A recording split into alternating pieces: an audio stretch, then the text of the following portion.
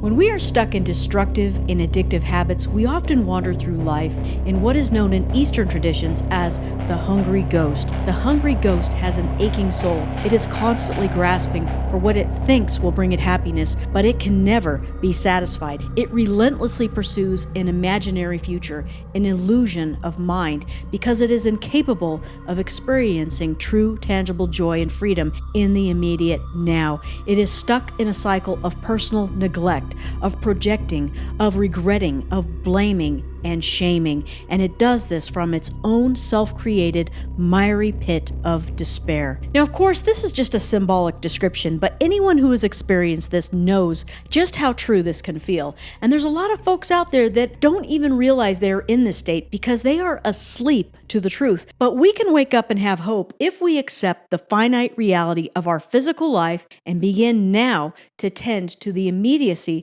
of our current condition as we are. We can break the strongholds, and we can experience a breakthrough into freedom. Hey there, everyone. I'm Jess, and you are watching Living Free. And if you're new here, this is a place where we discuss the things that can get us stuck in life, as well as strategies and inspiration to overcome them. If you have been watching these videos, please consider subscribing and giving me a thumbs up. So today we're going to discuss our commonly held view of time as it relates to our mortality and our personal responsibility in attending to the harmful conditions or strongholds that we have erected that are keeping us from experiencing freedom while we are alive here and now. We often view time as linear, as a timeline, a thing that we can draw a picture of on a piece of paper because it's a concept that we hold in our minds. We have a past, we have a present, we have a future, and there's all the dates and the times of our current predicaments and our future hopes and dreams. And I'm not going to go into if time is an illusion or not. That is another topic for another day.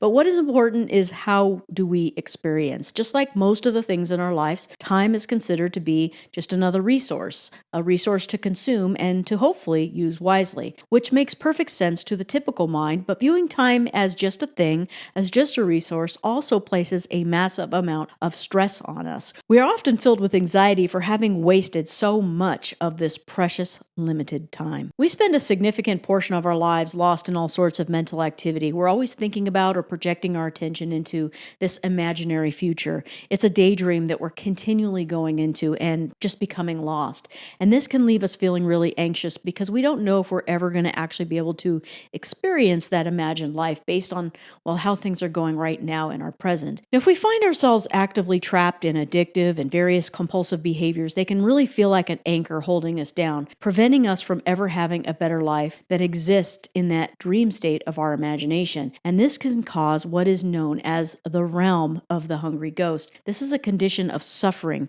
from a craving and an emptiness that is just never satisfied, a condition that's incapable of well-being and happiness. It is purely a state of mind that many people stuck in destructive habits of addiction find themselves in as they live life in the world, and it can feel like pure hell. Our sense of worth is tied up in this conceptual view of time. Now, Oliver Burkeman, in his great book 4,000 Weeks, said, "Time thought of as a resource is a rigged game." Now, when we view time this way, we often feel really inadequate. Mentally, we're constantly focused on this idealized but yet imaginary future, and the gap between our hoped-for experience and the current reality feels really overwhelming, and it just seems really too hard to overcome because we're just not willing to confront it. Our consciousness is just scattered, and it's divided all over our inner mental landscape. This is no different from being attached to outcomes, to results. Our attention is out there thinking about possible outcomes rather than what needs to be tended to right here now. It's that inner division. That is why I put a lot of emphasis on being present-minded, because the power of our presence is what will bring change. This is how we have breakthroughs in the areas that are afflicting us. A better future is only possible by attending to this moment right here now. I'm not denying that a linear view of time doesn't have practical value, because obviously it does. It's a great conceptual tool for planning and strategizing and scheduling in daily practical life, but it really is just best viewed as a tool. When we are engaging in addiction behaviors, our attention is usually lost in the anticipatory thoughts of how good we're going to feel if we actually indulge in that behavior.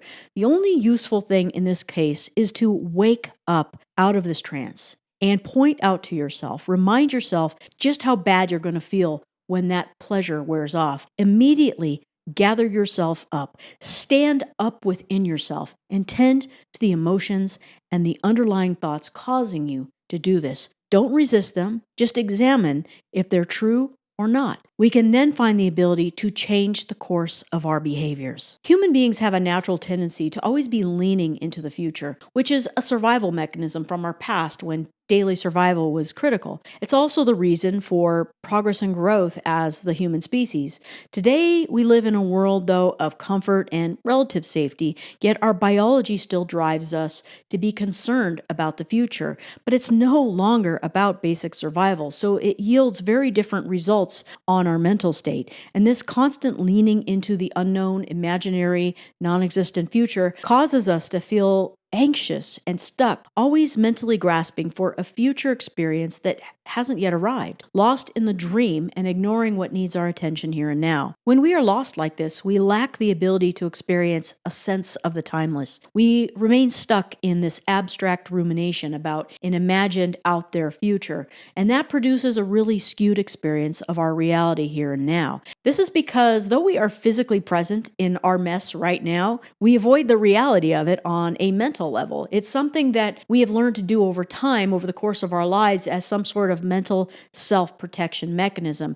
And if we don't get out of this by helping ourselves, we're just going to stay stuck. We're not giving the reality of our now situation the attention and care that it needs. For example, if it's addiction that we want to overcome, well, that's what needs our attention and our love right now. We have to wake up out of this dream that keeps us lost from reality. And as long as we choose to participate in this dream state of the imaginary, non-existent future, or of linear time, or of time as a resource, we're just going to stay stuck. So this is it.